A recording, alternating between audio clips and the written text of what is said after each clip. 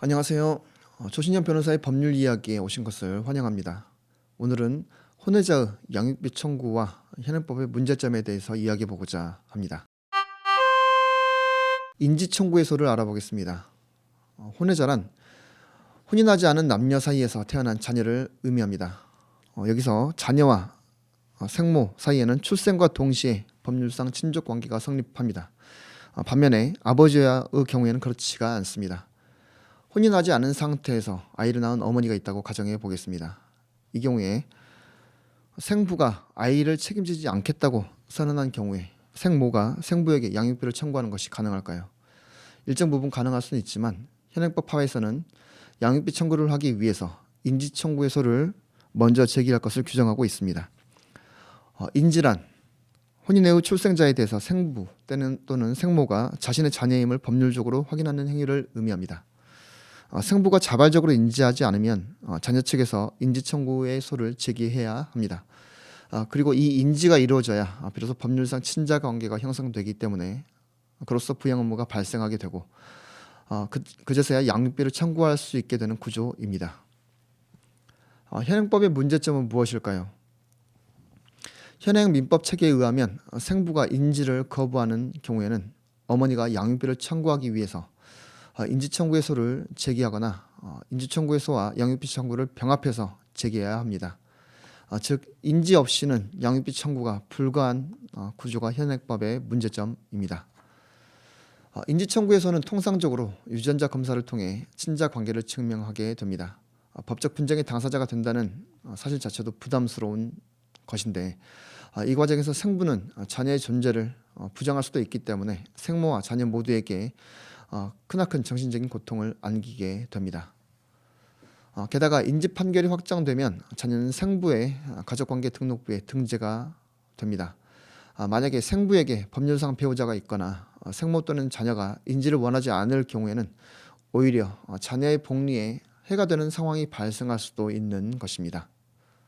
우리 민법은 자녀의 복리를 친족법의 최고 원칙으로 선언하고 있습니다. 그러나 실질적으로 양육비 청구를 위해서 인지청구의소까지 제기해야 하기 때문에 어쩌면 자녀가 원하지 않는 신분관계를 강제로 형성하도록 하는 구조입니다.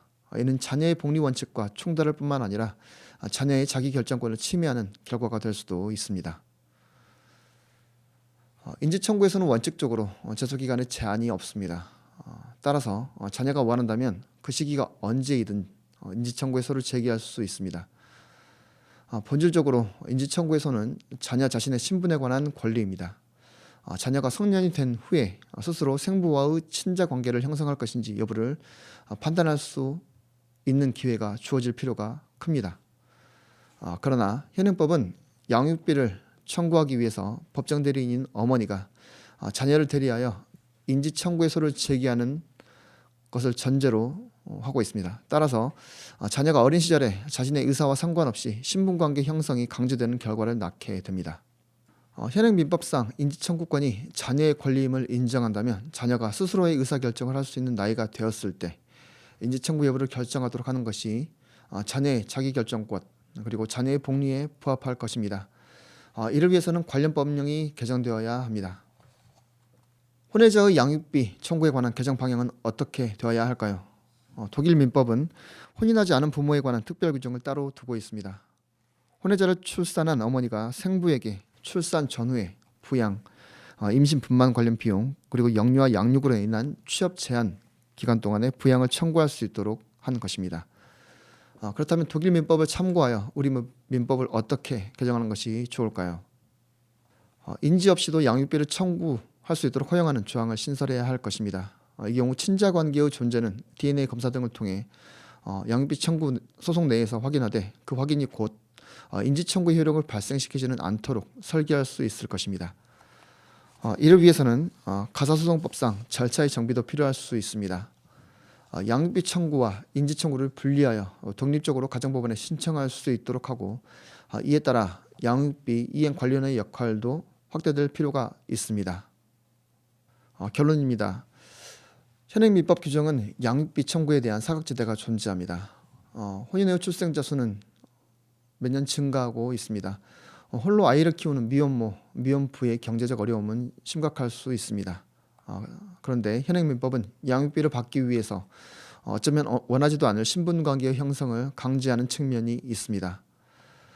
인지청구권은 자녀 본인의 신분에 관한 권리입니다. 자녀가 성장해서 스스로 판단할 수 있는 나이가 되었을 때 생부와의 법률상 친자 관계를 원하는지 여부를 스스로 결정하도록 개정할 필요성이 큽니다. 이제는 인지청구와 양육비 청구를 분리해서 자녀와 양육친이 신분관계 형성 없이도 양육비를 청구할 수 있도록 선택할 수 있는 방향으로 민법을 개정할 필요가 있습니다. 자녀의 복리와 자기결정권을 위한 법 개정이 속히 이루어지기를 희망합니다. 지금까지 법률사무소 약속의 조신영 변호사였습니다. 청취해 주셔서 감사합니다.